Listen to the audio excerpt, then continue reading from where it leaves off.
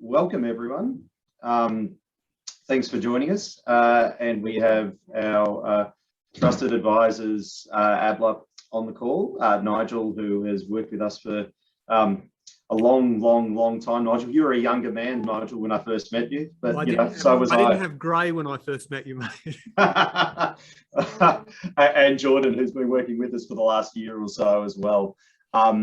And it feels rather remarkable that we've actually finally got to this bit, that we're at the end of the work value case. It was way back somewhere in 2013 that this process started. So it's actually older than my eldest child, this case. So that's how long it is. Not loved anywhere near as much as my children, I can assure you, at that point in time. But I'm going to hand over to Nigel and Jordan to talk you through what are some really significant changes to the award structure in particular, and how that applies to you and your workforce and potential new employees in the future. So thanks, Nigel and Jordan. Well, thanks for having us, and can I welcome all of the members of ACA and the various state ACAs. So thanks for coming on board today. We might just move into the, thank you very much. So look, this is roughly how we want to take you through it. Okay. Thanks, George. Just want a little bit of background, if we can, a little bit of context. I think context is useful, particularly for people who might have entered the industry in the last few years. We're going to talk generally about the changes to the award, and then we're going to get into what we call the meat and potatoes, which is really talking about the new classification structure, the new rules around transition, which you're going to have fun with more than me probably. And then we're going to talk a little bit about what happens when you employ people after transition. We'll deal then with what we might call the other changes, because there's 3 or 4 smaller but important changes, which we'll get to, and then probably some key takeaways, and then we'll do questions. We've already been, I'll be honest, we've already been hit pretty hard with some questions. So for people in ACA world who have worked with us before, they've already got some questions in. So if you've already put a question in, we'll go to those first, but as always, we'll take questions at the end from the floor if we can. Little bit of history. As Paul said, it started in 2013. It's been a very, very long journey. Probably a number of things to talk about in terms of that history is, first of all, for those who will remember, it actually started off first and foremost as a children's services claim rather than a teacher's claim. This is before your time. Before your time. Yeah. And I just want to forewarn everybody that it's quite possible, I've told Paul already, that at some time in the next couple of years, a work value claim for childcare workers might actually come back on the horizon. So I don't want to scare anybody about that, but that's a very real possibility. There's 2 things to say about the way the proceedings ultimately went forward. Believe it or not, the industry's made history. It's actually written the rules as to how equal remuneration cases are to be run for the future for every other industry. I don't think it really enjoyed being in that world, but it's done a very good job of that. And I would say this, that at the end of the case, there was a very high level of cooperation between ACA and the Independent Education Union to try and make the implementation of the decision as practical as possible. And we're very indebted to Paul, very indebted to Nesha and a number of other people in the industry who really work with us to try and make that implementation as practical as possible. By way of reminding you, the claims originally were very, very large. The equal remuneration claim, that's the gender-based claim, was looking at increases between 36% and 54%. And the work value claim that was sort of tagged on a little later in the piece, looking for increases, depending on who you were talking to, 7.5% through 25%. So still very sizable. Very sizable increases. So what happened? Well, the first thing to say is that the decision has affected teachers at large under the award. It hasn't just affected childcare. So at the 11th hour, we had the Independent Education Employers Group come in, had the Catholic hierarchy come in, we had all sorts of people come in at the 11th hour because it ended up impacting teachers as a whole. The equal remuneration claim was dismissed, so it was rejected by the Fair Work Commission. I won't go into great detail on that, but if anybody is interested in that, they can always give us a call and we'll talk about it. The work value claim was successful for the unions in principle, in that the Commission formed the view that the minimum rates in the award were not properly set, but it was unsuccessful in quantum. Yes. The actual quantum that was ultimately awarded was between 3 and 13%. Now, we did some maths with Paul a few months ago. We think that the typical increase is probably around somewhere between 5 and 6%. We think that's about what it was. Yeah. And we'll talk a little bit more about that in some detail later on. And probably the dramatic thing that happened in the case was the introduction of a new classification structure. Wasn't initially anticipated by the unions, but the structure has dramatically shifted our focus from service increments, year. It's shifted our focus from that to the notion of proficiency and the Australian professional standards for teachers, and we'll talk a little bit more about that as well. And we've just been made aware we might be having some issues with them seeing slides. Right. So we'll keep talking, but we'll make these slides available for everybody after this session as well. Well, we might just pause a minute. Paul, can you see the slides? Okay. Not at the moment. No. Well, I'm going to, if you don't mind, I'm going to pause if we can. Just bear with us. I'll pause because... Is that better, Paul? Yeah, they've come up now. Perfect. I'm not sure why that has happened. Sorry to do this to everybody. Paul, do you see all the slides at the side as well, or just the presentation? No, just the presentation. I can see it's on the slide saying the decision. At the moment, Okay, so. so thank you for letting us know that. Okay, good. I feel better now. And lastly, but not leastly, there was the introduction of a new education leaders allowance into the award. And we're going to have a little bit of a chat about that as well. But at the back end of today, it's probably slightly less important. So that, in a nutshell, that was the decision. So what are the changes? The first thing to understand is that the new changes start on the 1st of January 2022. And so I think from our perspective, there's, now's the time to start preparing, and we'll talk about what we expect preparation might look like. So you're ready for that when it hits. Obviously, the new classification and the pay structure is going to be the key. There's this wonderfully new concept. Yes. Satisfactory teaching service. I'm going to do my best and you're going to help to explain that, but hopefully we'll get that right. There's different rules depending on whether or not you're in an accreditation registration world or a non-accreditation registration world. There's some very particular rules around transition from the old to the new. And then, as we've called it, there's the other, which is the educational leaders allowance. Very funky rules about people who've had career breaks. There's some very funky rules to help implement this decision, which I think we're all going to have to get used to for career breaks, and I'll get you to talk about those. And a very important issue, which was very contentious in the end, a lot of argument between ourselves and the Australian Education Union and the IEU to an extent about what level of support was needed to be provided to new teachers seeking proficiency. And also we'll talk about this. There was a claim also about mentors as well, but we'll talk about that. Now, I want you, for the purposes of today, I want you to have your mind in this way. There are, down the bottom, temporary transitional rules. So in terms of what do I do with the teachers I employ today come the 1st of January, it's all about the transitional rules. And we're going to take you through those as slowly and carefully as we can. And moving forward, it's more about, well, I'm in a system that has accreditation and registration, or I'm in a system that doesn't have accreditation and registration, or it's not required. Thank you. Very nice. Not required. It's not mandated. Yes, that's correct. It's not mandated. So I just want you to get your mind around the fact that there's sort of those 3 journeys that we have to take you through. We might just first of all put transition to one side, and I just want to talk about the new structure. And I want to talk about how it operates going forward generally, be it in an accreditation world or a non-mandatory accreditation world. So this is the new structure. As you'll see straight away, there's no years of service in this structure. So it's not first year, second year, third year, fourth year, fifth year, sixth year, seventh year. It's 5 levels, and the most relevant levels are 1 to 4. We'll talk about level 5 in a minute as well, but I just want to take you through them and just as a snapshot and then we're going to get into more detail. Mm. You'll notice level 1 is graduate teacher.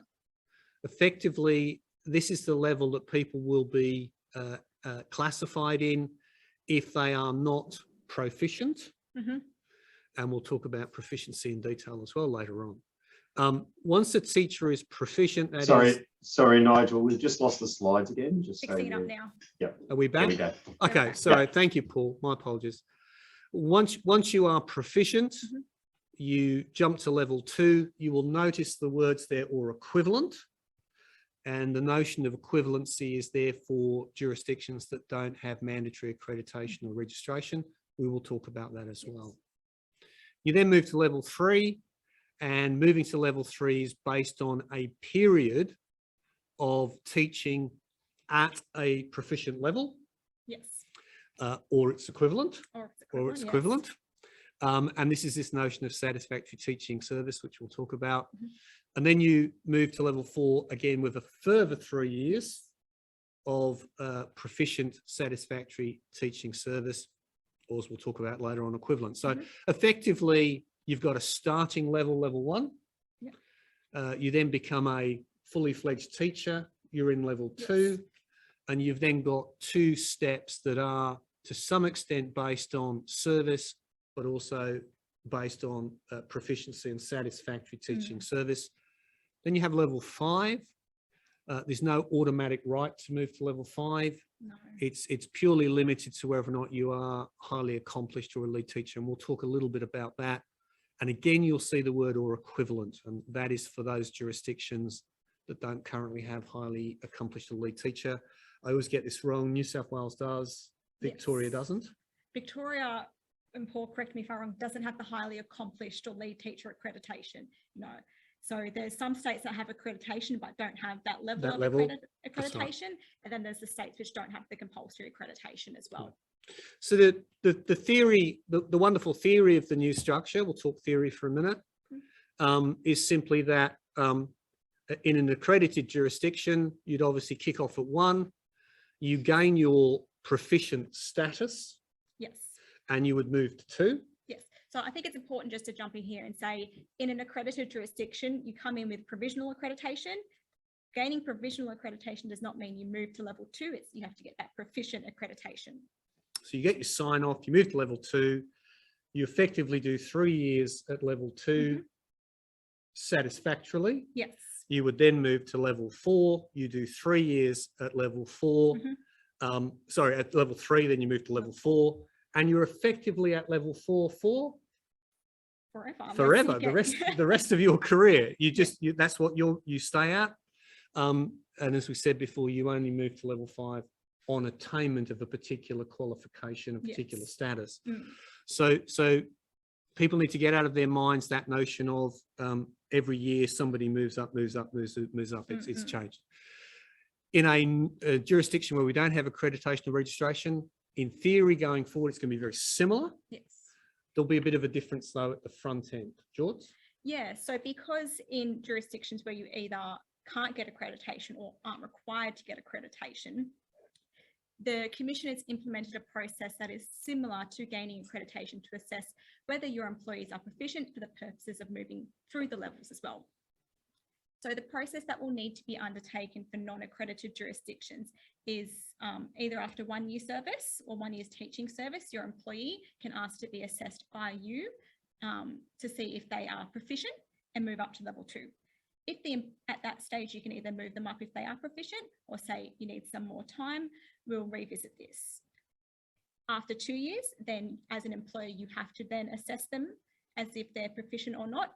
If you fail to do so, then they are deemed proficient and become a level 2 straight away. Okay, and I think the question we've been asked by everybody, let's take Queensland as an example, don't have mandatory accreditation at the moment.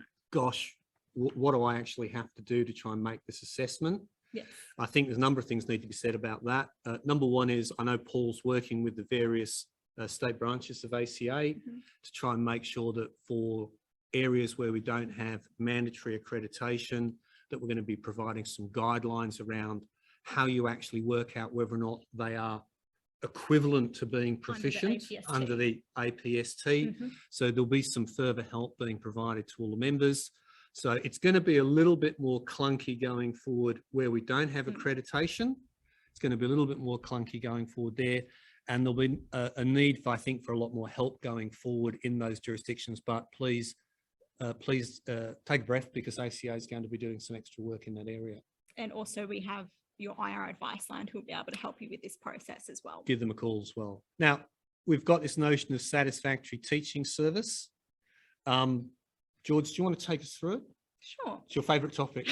It's your favourite topic. So it's a fairly new concept for the industry. So I understand that we have had teaching service in the award for a while, but this notion of satisfactory teaching service is new, and it's also new in the respect of teachers must now have satisfactory teaching service to move through levels, whereas previously it was just a year-on-year increase.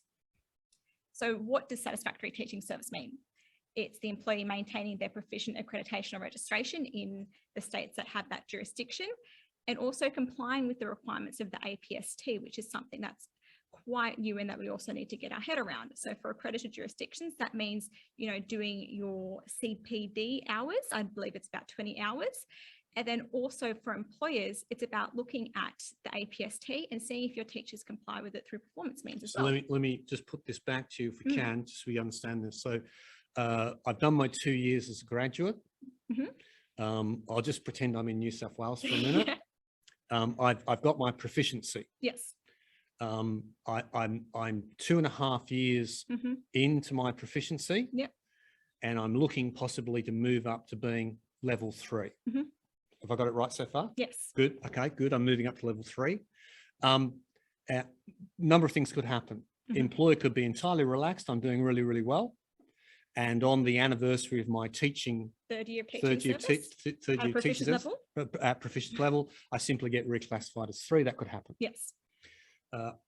Alternatively, the employer might be going, well, look, you've still got all your pieces of paper, but I'm just not satisfied with whether or not you're actually meeting the standards. Yes, that's correct. As an employer, I actually have an opportunity to say, hang on a minute, I'm not sure you should go to level 3. What's the process for that? So in that process, and we'll caveat a bit, it says in the 12-month period immediately preceding to when the employee is due to move up. So this would be sort of my in between my second and my third anniversary of proficiency. Yes. Yeah. And from our perspective, you really should start this process sooner rather than later, is that you need to identify in writing to your employee that they aren't complying with a section of the APST on an ongoing basis. So it's not just a singular event, it's on an ongoing basis. So this is why it's important that we also get Paul on board and the rest of the ACA bodies on board to help you guys understand the APST and how it can be linked to performance. And we've got a little bit of an example later on as well. So here the employer is going to say, look, I'm just not sure you're ready to move up that level. Yep. Here's why, balanced against the APST. Yes. The employee gets a right to respond. Yes. So you then meet with your employee, you put everything in writing for them, and then you develop a plan to help them meet. To fix them up. To bring them up to speed, to bring them up to standard. Let's say that fails, doesn't go well. Then you meet with them and say that they aren't still complying with the APST and they won't be moving at this time. And if the employee disagrees with that, what can happen? Well, they can go through the normal dispute resolution process in the award. Yep. In the award. So that normally involves having a chat with the employer in the first instance, trying to resolve what the issues are. If it can't be resolved internally and the employee is still unhappy with the result, then they can defer to the Fair Work Commission. Okay. To help them to try to resolve the issue. And normally that involves about a mediation, could go to arbitration, but very rarely that these types of matters would go to arbitration. A new provision is that now these types of disputes can be referred to an independent expert in the APST to make a determination as to whether the employee has met the standards or has not met the standards. So this is quite a new concept. I don't think it's really in any other type of award either. It's not. It's an interesting concept. Yes. We might come back to that. We will come back to that. So if I can just summarize, same thing would happen, say in Queensland where I don't have proficiency, that is, you've done your first 2 years as a graduate. Yes. I've decided you have met the standards for proficiency, so I've moved you up to a 2. Yes.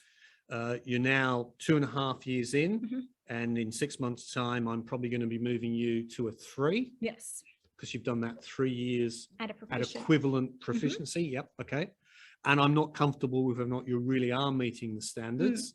and I can go through the same process in Queensland. Yes, that's correct. It's the same process for both accredited and non-accredited jurisdiction as to what is satisfactory teaching service. So the real challenge here is if I'm very happy with you, I do nothing, then on that 3 years of proficient service or equivalent, you move up. Yep.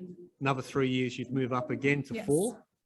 If I do have a problem, pick the phone up and come and talk quickly to the advice line, because we'll need to guide you through what process you have to follow.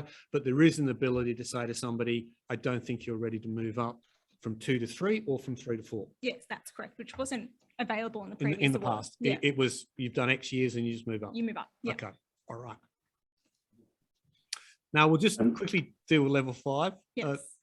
Interesting concept. So look, the first thing to say about level 5 is, number one is it's not automatic.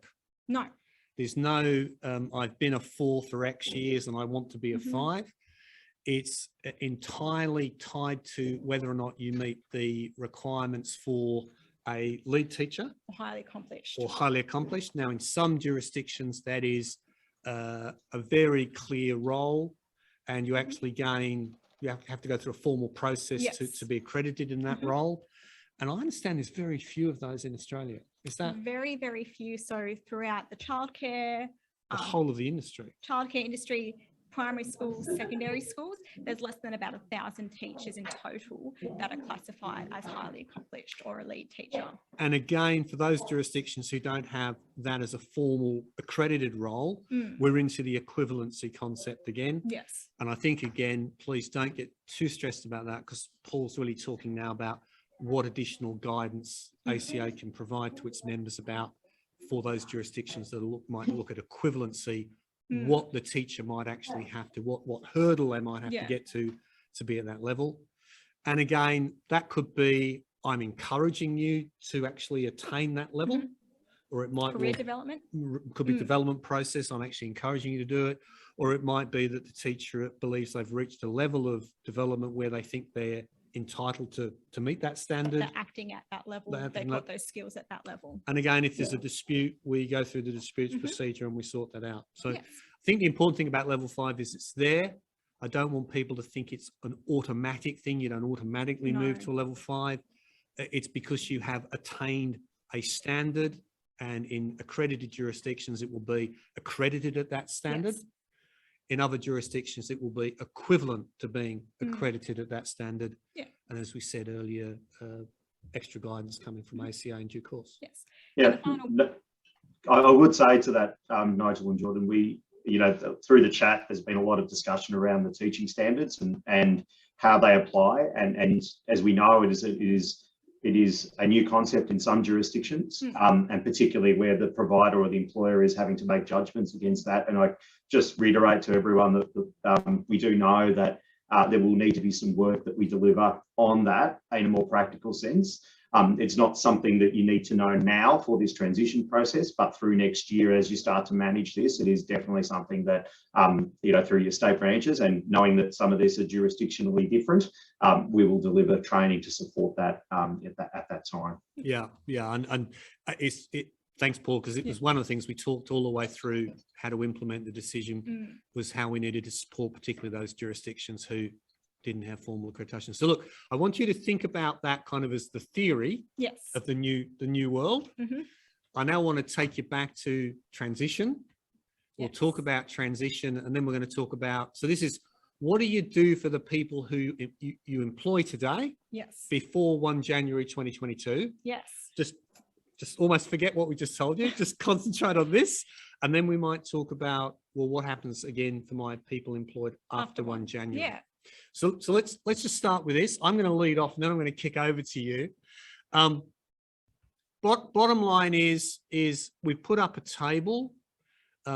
We had a lot of debate with some people in the industry recently about the logic behind the table. Please ignore logic behind the table. This just happened to be the agreed deal for transition, is the best way to put it. Agreed deal to help employers implement the decision and have some certainty around, am I classifying somebody at the right level? So anybody who's level 1 to 4 at the moment automatically slots in as a level 1 under the new. Yes.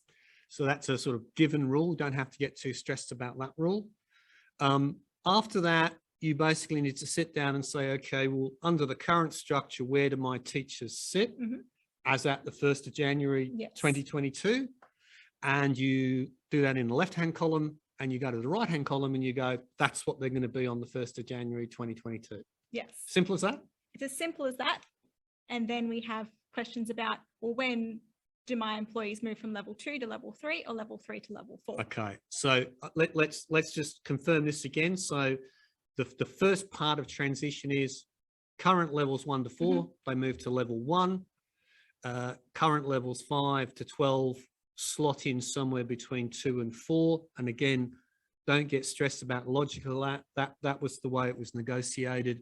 I actually think it's slightly favourable to the employers out there, but we won't worry about that too much, and we won't speak too loud about that. And just also noting that nobody moves to level 5. Nobody moves to level 5 because level 5's that attainment, that qualification. It's not an automatic right. So we then get to the we then get to the fun question, which is, well, okay, I've done that, Jordan. Yes. That worked really well. Thanks ACA for that. That was actually quite simple. And let's just say, well, hang on a minute. Nigel's been moved into being a level 2.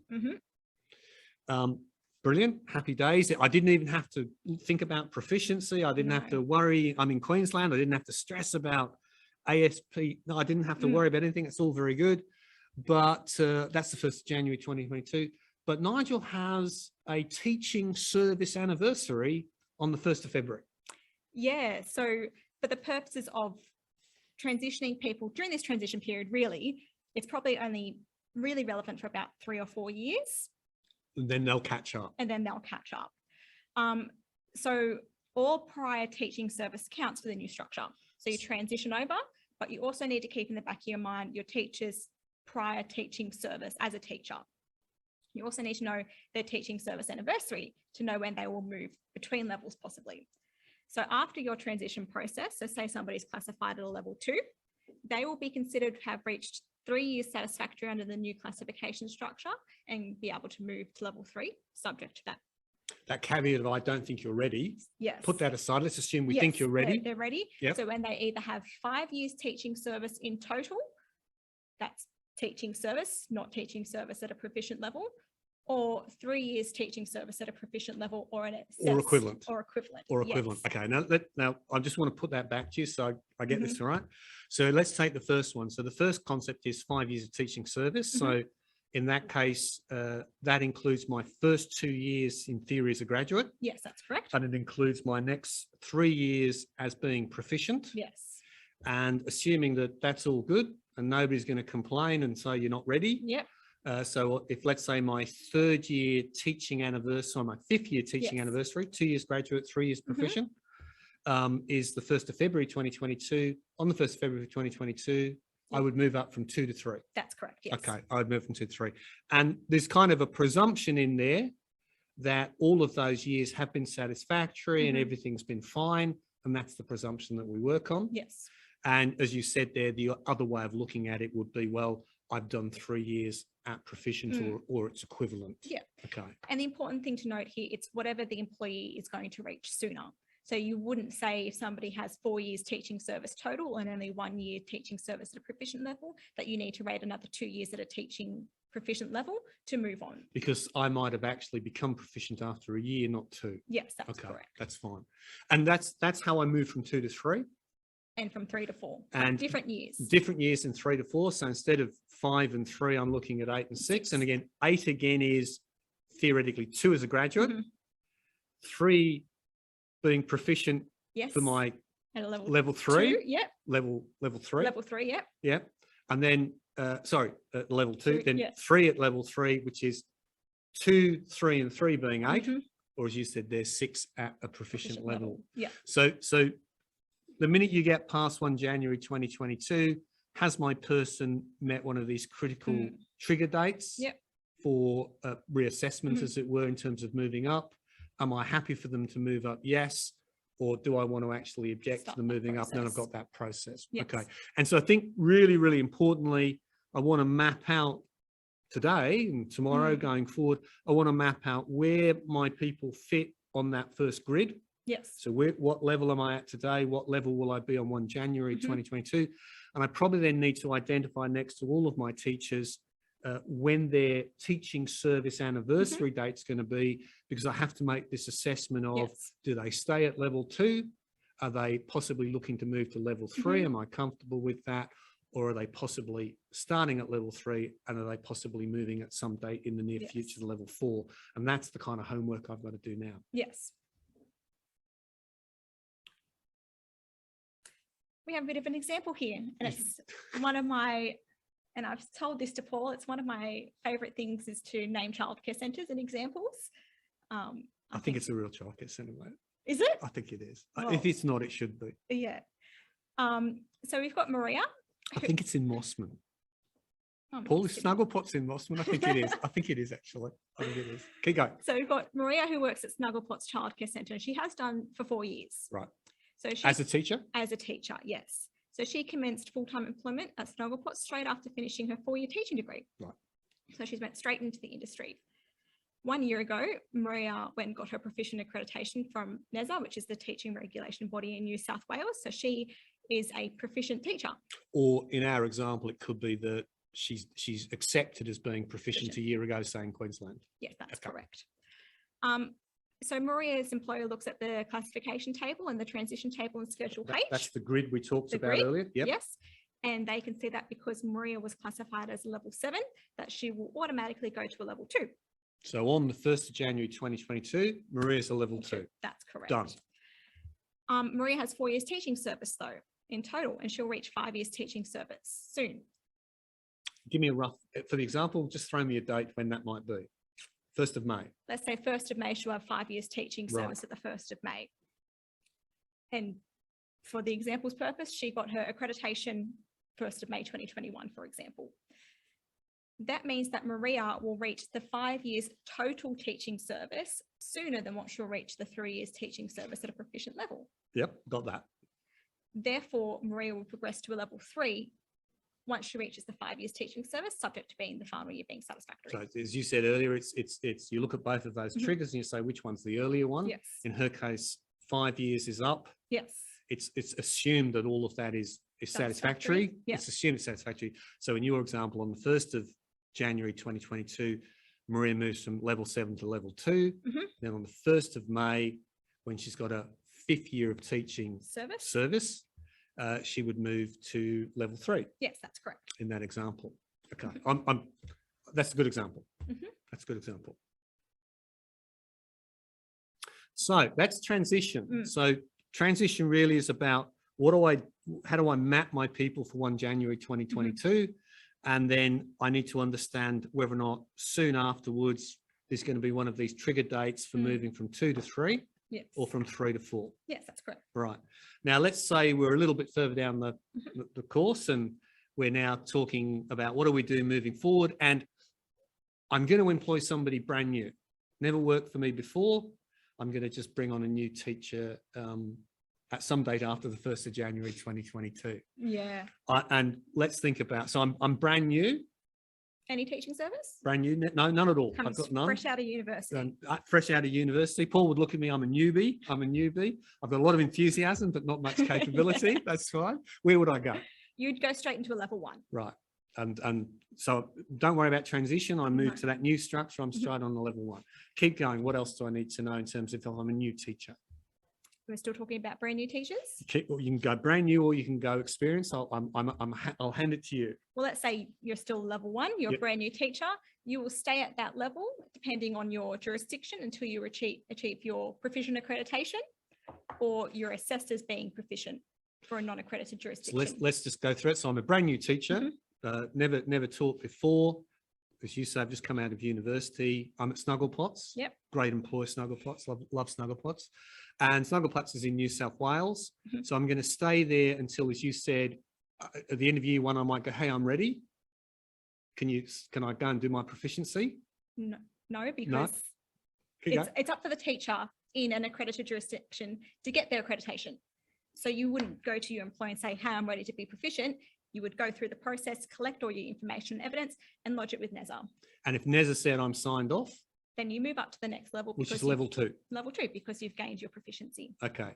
Let's say that I'm in Queensland now, Mhm. and it's 1 May 2022. Mhm. I've just come to work for you for the first time at Snugglepots Queensland. Yes, You're now running a franchise. You're going well in business. we're going interstate. You're going interstate. Here we go. Straight away, I'm level 1 again. Yes, that's correct. And when can I move to level 2? Because Queensland, no mandatory accreditation. No, so for level 2, to move to level 2, you can approach your centre after 1 year and say, I think I'm ready. I think I'm ready to be assessed. The centre will then have to assess you as either being equivalent to proficient or not. If you aren't, then you'll be assessed again at the end of your second year. And if you aren't assessed at the end of your second year, then you just move on. Now, let's just make that very clear. So if I'm a centre who says, look, I can't really, all that stuff Paul sent me is sensational, but I'm really not stressed to do it. Yeah. You do 2 years service for me. You're essentially presumed to be proficient in Queensland. Yes. And so you'll move to level 2. But I think in that example, the employee might have a bit of concern about that approach to say, I think I'm ready. You just don't have the time or want to do this for me now. So they might start a dispute. Okay. All right. So I think, So in that sense, we would be encouraging everybody to do some form of assessment of the person to make sure they're comfortable, to make sure that the budding teacher's comfortable as well. But if for some reason in Queensland, you're not that fussed, 2 years down the track, I move into my next level, which is level 2, which is I'm deemed to be proficient. that's correct. Okay, fine. Yeah. Let's press on. Yeah. So then we've got our teachers that have experience that are going to be employed after 1 January 2022. Brilliant. Now, these are the complicated ones, aren't These they? are the complicated These ones. are the complicated ones. And it's something we're all going to have to work through, and it will become clearer as it happens. So I don't know if you're going to move the slide. I think we're going to move the slide today. I'm Move the not slide? sure. I think we are. Are we? No, not No, yet. we're not. Okay. we're Not yet. So let's go. So I turn up at Snugglepots in Queensland. Yep. And I've actually been in the industry for 8 years 8 as years. a teacher. Snugglepots are very keen to employ me. How does Snugglepots work out where I sit? It's 1 May 2022. Yep. Let's assume that I've been working for the last 8 years solidly as a teacher. Let's not get too complicated. Yep. How does Snugglepots work out where I sit? They will need to know your length of service. They know it's about 8 years. How do they validate that, George? So there is some provisions in the award as well that deal with this. So you can ask, well, the employees can ask for a statement of service from their employer. And if they ask for it, it needs to be given. So you can ask them for that statement of service as well to identify what their teaching service is to determine whether they actually do have 8 years teaching service or not. So this will be, here's my degree qualifications, or here's my qualifications. Yep. Here's my CV of where I've worked. Rough calculation says, yes, it looks like 8 years. Yep. I think I'll believe you. Possibly might need to do a reference check if I've got any anxiety, but okay, you accept that I've got 8 years. Yep. How do you put me in the system? Well, then you also need to kind of assess or have some information about when the employee might have been deemed as proficient, as well as their lengths of service. So moving forward there, we're going to suggest a way for employers and centres to deal with this as well.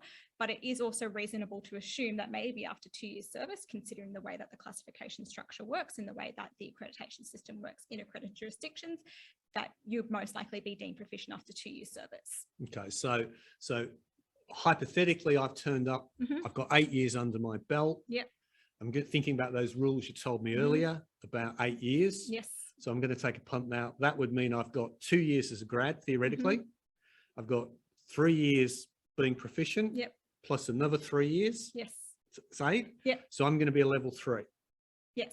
I got it right. Yes. Excellent. Good. Level 3 going on level 4. Level 3 going on. Sorry. Level 3 going on level 4. Yes. You said level 4 is after 8 years. Yes. So if I've done 8 years, it will be level 4, not level 3. Yes. Okay. If I've done 5 years, You'd be a level 2 going on to level 3. level 3. Yes. Okay. So that's what I'm going to have to do when a teacher with experience comes to me going forward. It might be a little bit it will be the same in New South Wales, because you might not have actually had the whole proficiency system operating for that long. So I'm going to have to be going back and saying, what's the period you've been a teacher? Yes. and I'm going to make some assumptions that the first couple of years equal the graduate period, and the period after that equal the proficiency period. And I'm looking basically for people who are post 2, post 5, and post 8. Yes. And that'll tell me whether or not you're 2, 3, or 4. And that's how we'll do it going forward. Look, that's not going to be easy for a lot of people. So I suspect what we should be asking people to do is, if they're struggling with employing people after 1 January 2022, I would say pick the phone up and ask the advice line, and we'll give you some help around that. Nigel and Jordan, we have had a couple of questions around maternity leave and how that is, whether that's included or not from service, and potentially others who are working non-contact in managerial roles and how that might be considered, and those who may have worked in a primary school, and whether that's deemed as service, or those who worked as a diploma and recently attained a qualification for teaching. So a few different ways to define how service might be accrued. We'll do what I might do, Paul, is we'll talk about career break people in a little while. I'm going to come to the diploma questions. I think we've got the diploma question as well. Yes. We've got that. We might just drop those in when we talk about career break, because I think there's very particular career break rules, and we need to make sure we've got those right. And we've got a question that's already come through about, is my service, although it's not, I've got a degree, I'm working in a centre, but I'm not working as a teacher. I haven't been a teacher, but I've been around for, I think the question was 18 years. Yeah, 18 years. It was a long time. Yeah. So I think we'll knock off most of those, and to the extent that we don't, we'll come back to you and see if we don't. So this is I'm applying for a job with Snuggle Point in Queensland. Yep. And I say I've got 8 years, and you're about to tell me what I can ask when I come for the job. What is it? Well, you can ask for their certificate of proficient accreditation or registration. If they've got that. If they've got that. A letter of confirmation from their current or previous employer that sets out the date that they might have been assessed as proficient. So maybe not straight away that's going to be all that relevant, but moving forward in a couple of years' time, when this system is, well, settled, you would have a bit of a better understanding, and employers will have a bit of a better understanding of, well, this is the information they need to ask for. That employer will know when they would assess as being proficient. So as part of a statement of service, it might be something that you're looking at implementing when you're giving your employees a statement of service, as well as the date that they were assessed as proficient. No, this is a really important one, because moving forward, the employer actually must provide the person when they leave a statement of service which outlines these things. Just a statement of service. So it doesn't go to the level of saying when they were assessed as proficient or what level they were classified at, but it's probably a helpful tool that you would like to see if you have somebody coming up to you or hiring somebody that you would like to do for your other centres as well. And this is to try and simplify when I go to my next employer to acknowledge I might have 5 years teaching service or whatever. Yeah, that's correct. Let's assume I don't agree with you when you come along for the job. I probably wouldn't give you the job, but let's commission again. Well, there's a clause in the award which does state, if the employee does not provide you with satisfactory evidence, then you don't have to accept that evidence until they do so. Okay. But obviously there could be disputes that arise around that. I suspect if you're getting into that, you're probably not offering them the job. Yes. Yeah, which is probably fair enough. Okay. Yeah. But there are certain things you can be asking for to try and validate what this length of teaching service is. Yes. Okay. Yeah. So the assessment process and the APST, it's something that might be more familiar with accredited jurisdictions, whereas you might not have had as much involvement because it's been the individual teacher that has to be really aware of these, but you've had them in the back of your head because you have your teachers. So I'm in Queensland. Yeah. No mandatory accreditation. No. And you've been working with me now for a period of time. I've moved you over on that grid. Yes. For 1 January. And I've sat down and I've gone, hang on a minute, you're up for your 2nd year anniversary very soon. You're level 1, 2nd year anniversary. Yep. I've now got to personally make an assessment as to whether or not I think you are equivalent to proficient. Yes. Take it away. So broadly, there are 7 key areas of the APST. And for that particular example, from going from a level 1 to level 2, teachers in accredited jurisdictions are assessed across evidence across all 7 areas. So you would need to be looking at it broadly across all 7 standards, not areas, sorry, across 7 standards to see if they do meet what is considered a proficient teacher. For employees moving from level 2 to level 3, or level 2 to level 3 and level 3 to level 4, you can assess them against standards that they might not be meeting to determine whether they've got that satisfactory teaching service. So we've just got some examples here of what some of the standards or focus areas that can be related to performance to help centres understand how they can link performance with the standards to then undertake that assessment of. And this is the stuff that Paul's going to be providing more guidance on going forward. Yes. So I think this is the areas where, particularly where you've got non-accreditation jurisdictions, this is where they'll need help. Yes.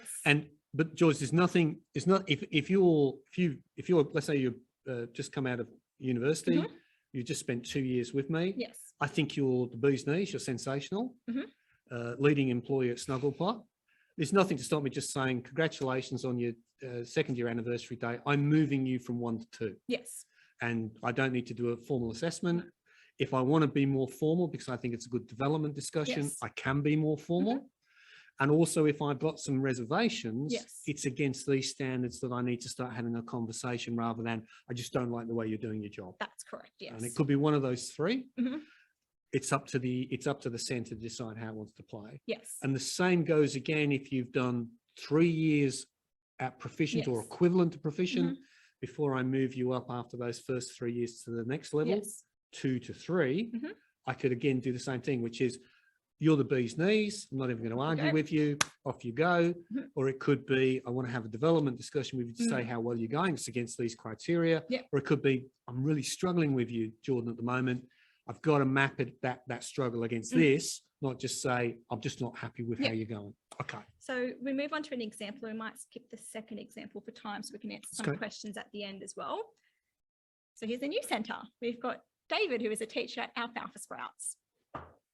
David's due to move to level 3 in about 12 months' time. And Alexis, the centre director, notices that David has not been making lesson plans for his room consistently. And when they are made, they don't clearly set out the learning needs of the children or the goals or how they'll be achieved. Alexis looks at the standards, so she prints out a copy or she has a copy of the standards and identifies that his performance is, below par in the planning, structure and sequence of learning programs. So that's how we're linking the performance concern to the standard. Alexis then sits down with David and identifies in writing that he's not meeting and he hasn't been meeting it for some time, and gives him some examples as well so he understands. Alexis and David then work together to develop and document a plan to help him meet the standard and how she'll help him along the way as well. And it could very well be that David goes, look, I agree with that. Yep. I'm not ready to be 3 years proficient to move up. Yep. We have a plan that in the next 4 months I might get there. Yes. And I might get there 4 months late. Or it might be that David goes, I don't agree with you. Yep. And then we're in that dispute process that we talked about earlier. Mhm. Likewise, it might very well be that Alexi just goes, look, I'm just going to work on this behind the scenes. I'll let David go up anyway. Yeah. Again, it's very much in the hands of the centre as to how they want to play this. But it's in the hands of the centre against objective standards. It's not just against, I've got a problem with how you're going. The vibe of it. The no. vibe of it. The vibe of it. Not that Paul or anybody in the industry would ever use the No. vibe. Never again. So David's made a remarkable improvement. They've had those conversations and Alexis now happy that he's meeting the standard that he wasn't meeting. So he's now deemed to be 3 years proficient We've got to the 3-year mark and he we can move up. reclassify him. Yes. Okay, excellent. So we'll skip the next standard. Now, some other changes we'll go to before we quickly jump on to Yes. some of the questions. There is now an educational leaders allowance in the award For the early childhood industry. for the early childhood industry Those are- only. There was already one for the teachers in schools, but it wasn't applicable to the early childhood industry. And now we've got one for the early childhood industry. Now, we got a big win on this. Yes. It's prorated. Yes. Okay, it's not a lump sum annual amount, no matter what. So for those people who might be performing this role for 3 days a week, they sort of get 3/5 of it during the Yes. week. If I'm job sharing with somebody else, sort of 3 and Yep. 2, I split it 3 and 2. Yes. So it can be prorated, entirely separate to the director allowance. So if I That's correct. happen to be the director and the educational leader, You get both. I get both. And that's just the rule that applies. And it's got nothing to do with level 5. No, it's got nothing to do with level 5. So it shouldn't be linked just because you are the nominated educational leader under regulations that you are considered highly accomplished or a lead teacher. That's a separate issue again. Completely separate issue. A bit of a problem with the fact that they're very similar in the way they're named. Yes. But we'll deal with that as it comes up. Now, Paul asked a question before, what about career breaks? Let's just deal with a really obvious career break where somebody's been sort of out of teaching for a long time. Yep. we've got some rules. We do have some rules. So this clause applies to teachers that have had at least 2 years service prior to their career break. Right. So it wouldn't apply to somebody that's had 1 year service and then decided to go work in another industry and then come back. So that's not a career break as such. It's not long enough. No. Okay. So rule number one is these rules apply if I've been away for 2 years. No, but if you had 2 years service, there's no kind of set career break period that you need to be away for, that you just have to have a career break. Okay. But we wouldn't be looking as a career break as somebody that's probably had less than 1 year away from the industry. I've got you. So I've got to have actually been a teacher for at least 2 years and then these rules kick in. Yes. Okay. And it's also a fairly new concept as well. It's kind of similar to level 5, which I think we kind of brushed over a little bit, that you can, if you don't meet the standards after 5 years of a level 5, you can go back to a level 4. So in this circumstance, the person is automatically classified at a level 2 for 1 year. During that year, they have the chance to obtain or re-obtain their accreditation or registration. So if they've been away for a while, they might have let their registration lapse. So it gives them the chance to get that registration fixed up again, or it gives them the chance to achieve that accreditation if it's been introduced whilst they've been away. It also gives the employer a chance to assess them at being a proficient level. So it gives you that time to make that assessment in the non-jurisdiction. So if I've been a teacher for 6 years, yes, and I've just had the last 5 years out of teaching, yes, and I come and work for Snugglepot, where do I start? Well, that's probably not the best example because they've only had 1 year's teaching service. So they would just go through to a level 1. So let's say they've been out for 3 years. Okay, 3 years. And they've got 3 years service. So they would come in at a level 2. Then that will be in place for 1 year. During that year, they'll need to obtain their accreditation or registration. Or if you don't have that in your state, then an equivalent standard. An equivalent standard. If they do not gain that or meet that, then they will drop back down to a level 1. Okay, so if somebody's coming along who's been out of teaching for a period of time, has at least 2 years before they went out, then there's some rules to make sure that they are still proficient or equivalent to being proficient. And then after, that 1 year period, if they're deemed as proficient, you then look at all their previous service. The whole service. The whole service. So in my example of, say, I had 8 years service a long time ago. If all of a sudden within that year you go, you're proficient, Nigel. Yes. All my 8 years count. Yes, that's correct. Okay. And then I go back to what we said earlier, which is 8 years, I think, gets me to level 4. And that's the system. Yeah. And could the employer go, don't worry, I'm going to assume those 8 years count on day 1? They can, yeah. Okay. If you are happy with the teacher coming in and happy with what they provided you and that you're satisfied that they are proficient and they should be assessed at a level 4 straight away, then there's nothing stopping you from doing that. Or I could say to you, look, I'm happy to bring you on, Jordan, but you've been out for a very long time. I'm going to observe you in the first 3 to 4 months, or as you say here, up to a year, to make that decision as to whether or not you jump. Yes. Okay. All right. Now, we've got some questions about that, which we'll come to as well. Teacher support. Yeah. Okay. So just one of the new provisions in the award is, and this only applies to brand new teachers, if I can use that phrase. Yes. Who are seeking to be accredited as being proficient. Yes. Or the equivalent. Yes. Or the equivalent. And I think rule number 1 has to be this, that please don't get stressed. The primary obligation on being proficient is still with the teacher themselves. The teacher themselves. It's not you're burdening that.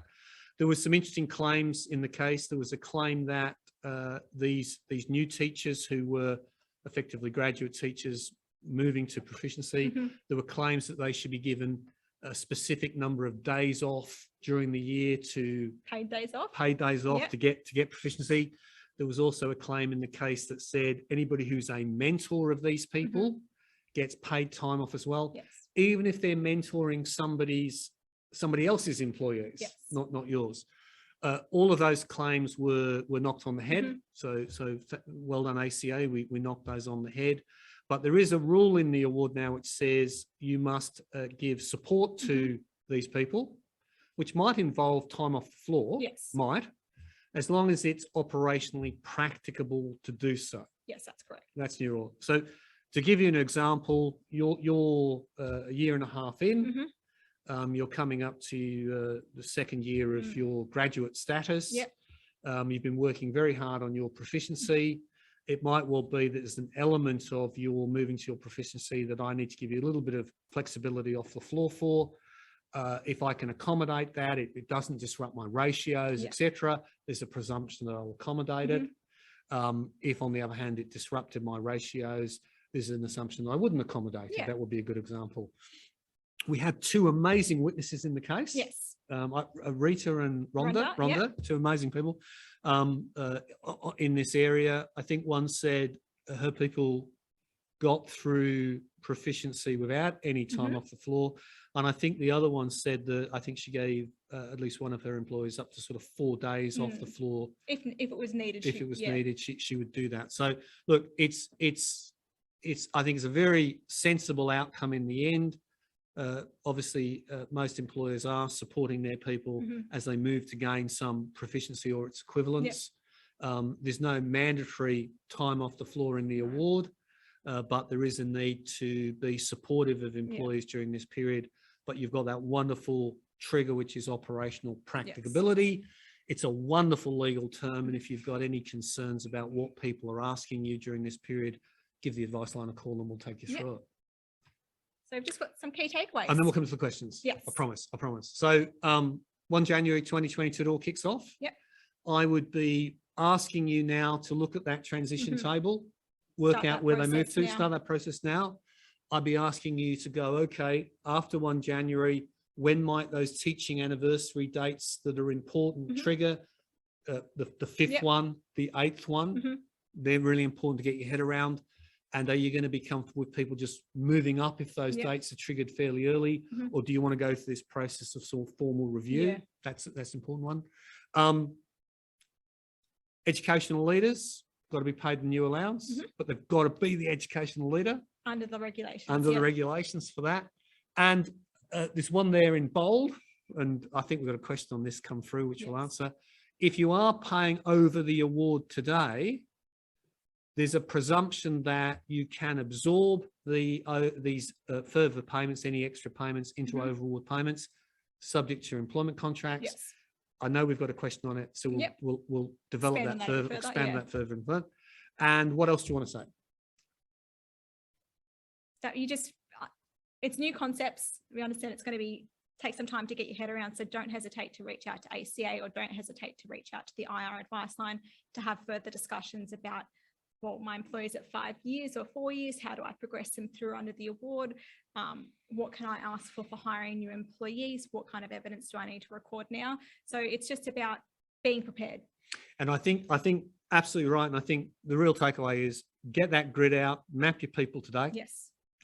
The second piece of advice is if they've got one of these important teaching anniversary dates coming up soon after that, make sure you've mapped that out and work out what you're going to do. And the third thing would be, if you do employ somebody as a teacher after 1 January, you're going to be in this process of, do I accept all their prior services, putting them on the scale, or is there an issue here that I want to sort of just get to the bottom of in terms of validation and the like? Let's go to the questions. Because you had a funky one to begin with, which I think you got a tough one. What's your first question? So we've got a lot of questions. No, I knew that. We will come back we'll come to later. We'll come to those questions. First in, best dressed. First in, best dressed. Off you go. So we have a kinder teacher under the award. Right. But they pay her an over award hourly rate.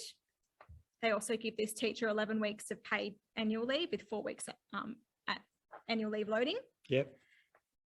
If they have to increase her hourly rate, can they instead factor that into how much she receives for the additional 7 weeks annual leave? Or can they reduce the number of annual leave weeks they currently give to that teacher?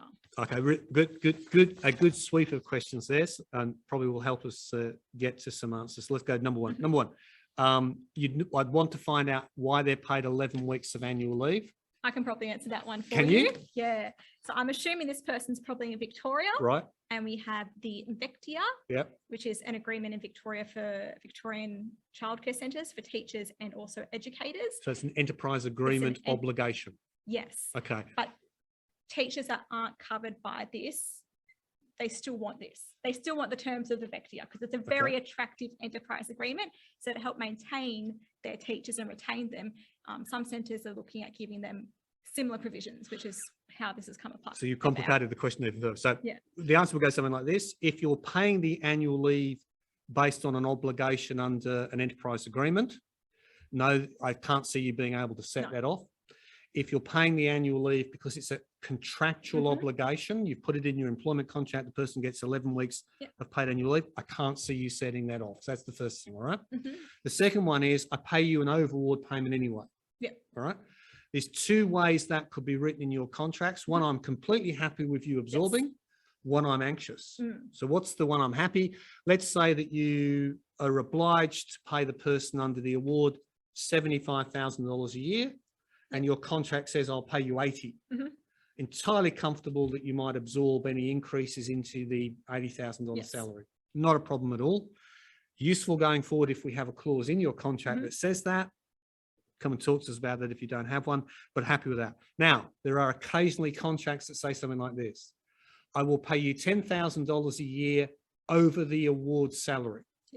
You got a problem absorbing into that. I'm really, really sorry. So it'll be about how you write the contract. Is the contract written as a kind of all up? Happy for you to absorb. If the contract is award rate per year plus X, you're going to have a problem absorbing into that. Probably want to have a look at that in a lot more detail before you do. And it's not a very common arrangement. It's not a very common arrangement, but it could be there. Years ago, it used to be a little bit there because people used to say, I'm trying to keep you above the award on an ongoing basis. So just look very carefully as to how you've written your employment contracts to answer that. All right, we have a non-contact educational leader who is currently classified at a level 12. Is this person, I'm not sure if they're a teacher or not, well, they are a teacher under the award, entitled to receive the educational leader allowance, even though they aren't on the floor teaching? So the answer is simply, are they meeting the criteria for an educational leader? Which is under the regulations. If they're actually holding that role based on the regulations, yes, they would. The fact that they just might be your most senior teacher, no, they're not entitled to it. So there might be, you might get your most senior teacher saying, I should get that. That's not sufficient to actually get it. This is another educational leader. We're agreeing. I'm really pleased with agreeing. I was worried we might not agree with each other. Can the amount be paid quarterly instead of annually because it says it's a payment per annum? Yeah. Oh, that's a good question. That's a really good question. The way the award sets it out as an annual payment, don't think of it as a sort of lump sum payment. So you would normally pay this proportionally week to week. So if I'm full-time an educational leader, I work 5 days a week. Then I'm presuming that I will get, I'm going to say the allowance divided by 52. I have to talk to Paul about whether or not it's 52.14, but that's a different issue. It's in that's the actually award. Is it? Yes, I'm I pretty knew sure you'd it's tell me this. 52.14. I think it's 52.14. Or 52.18 in the award. Is it? I can't remember which one So it is. it's the annual amount divided by that divisor, and that gives me the weekly amount. And so if I'm 5 days a week, I'd get the weekly amount in my pay each week. If I'm only allocated that role for say 3 days of the week, I would get 3/5 of it each week. So it's paid week to week. So please don't think of it as a lump sum that I have to pay at the beginning or the end of the year. Next question. All right. So we have an educator with a teaching degree that is employed in a diploma position, though, not as a teacher. That's a hard question. They're not being employed in a capacity as a teacher. Right. Is it still okay to pay them under the Children's Services Award? Absolutely. Yes. Yes. Good. It became an easy question at the end. Yeah. Absolutely. So there was actually some rancor in the case at the end around this. I'm pleased that we succeeded in sorting this out. The Teachers Award is for teachers. So it's for people who are employed as a teacher. If the person is not employed as a teacher, in that example, they would actually be properly classified within the Children's Services Award. Keep paying them under the Children's Services Award, that's fine. That's how we roll. If on the other hand, they are employed as a teacher, we need to make some evaluation as to where they sit under the Teachers Award. We've got somebody who has a teaching degree, completed over 18 years ago. However, they've never worked as a teacher. Ever. They've not worked as a teacher prior to being employed in this current position in 2020. So they've only just started working as a teacher, it sounds like, although they've had a teaching degree for 18 years. Okay, can I have a go? Then you can tell me if I'm Yeah. wrong. I'm going to go to level 1. Yes. Level 1 straight away. Yeah, because the award says that teaching service means the total period that the person has been employed by a teacher, by any employer. As a teacher. As a teacher. So that could be at a school, it could be at a childcare centre. So if they've not been employed as a teacher, they don't have teaching service. So again, I'm focusing back on what satisfactory teaching service. Yes. That's the word we use. Yep. Satisfactory teaching service. In this case, okay, they got a qualification, never used it, actually don't have any teaching service, satisfactory or otherwise. So they would go in as level 1 and off they'd rock from level 1. And they would have the same rules about waiting to become proficient or the equivalent of proficient, and they'd move from there. Yes. Okay, we're agreed. Good. So that's our first lot of questions. We've got a fair few that have come through. I think we've got almost 100 in the chat here, which is probably the most we've ever received.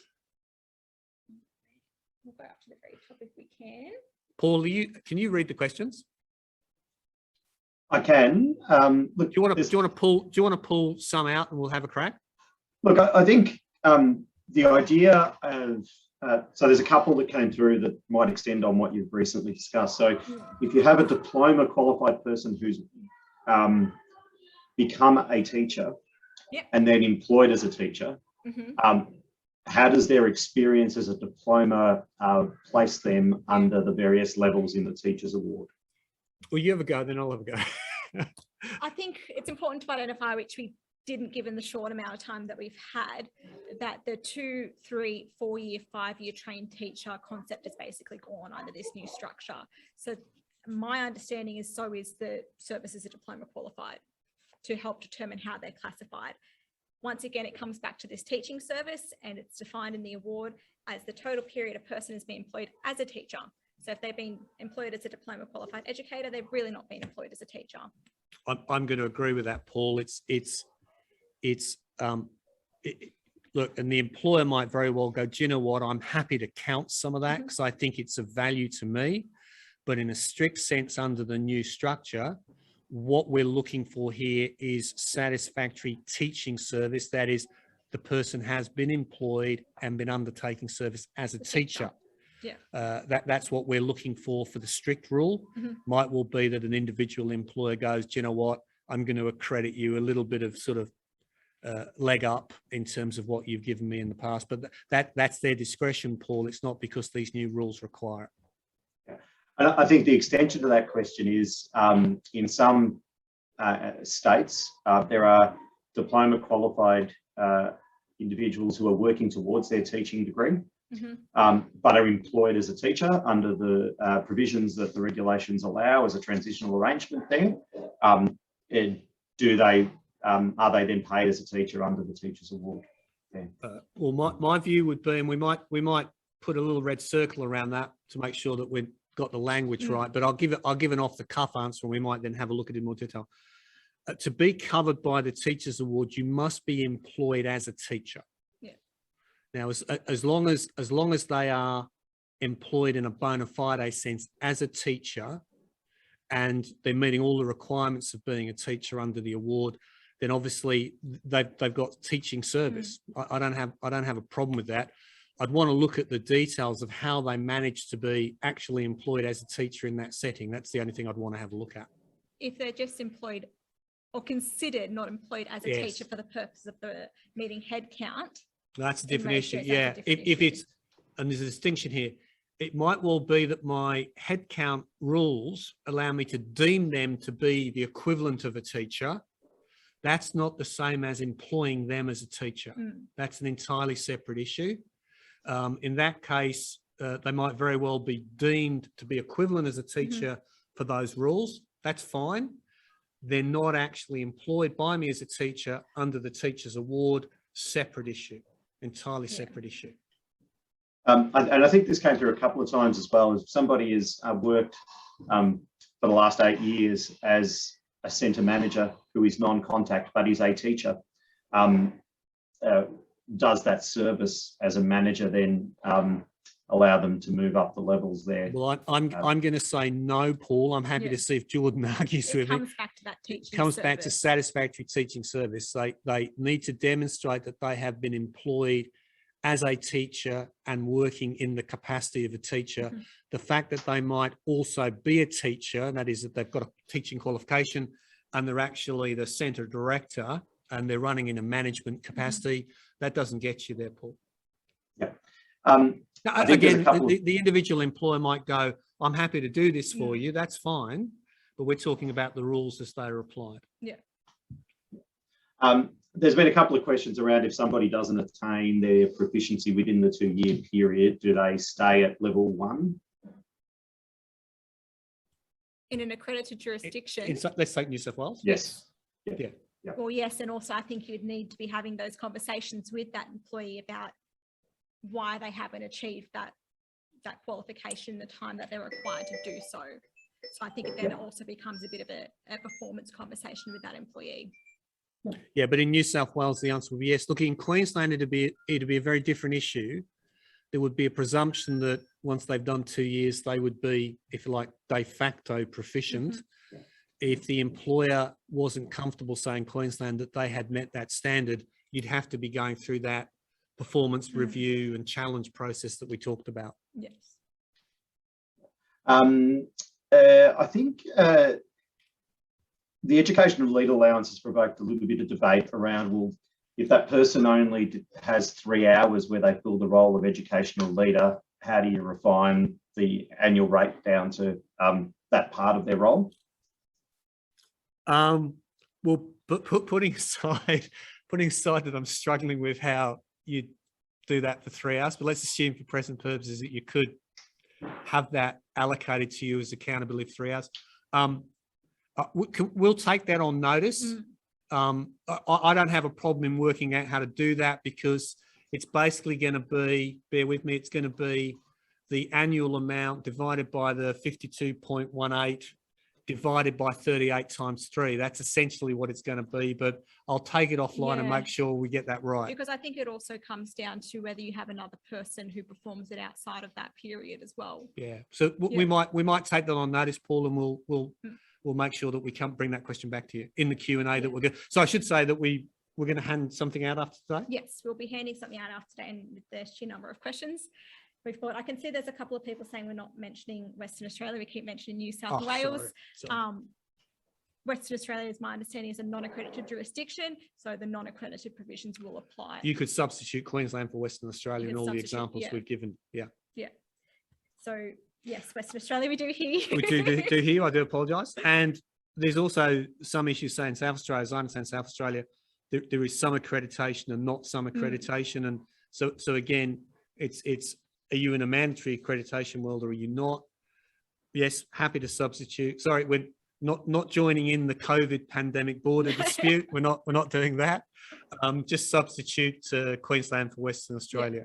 The reason why I've been using Queensland is, I'll be honest, we had the most noise from Queensland about this, so that's probably why I've been directing my examples to Queensland. Yeah.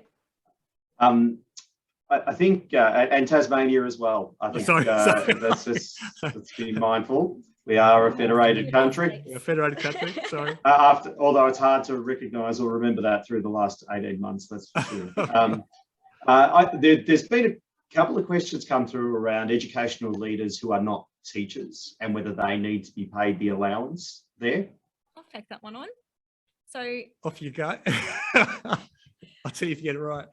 So as part of these proceedings, it was only dealing with the Educational Services Teachers Award. So this allowance has currently, and caveat that with currently, only applicable for teachers employed under the Educational Services Teachers Award.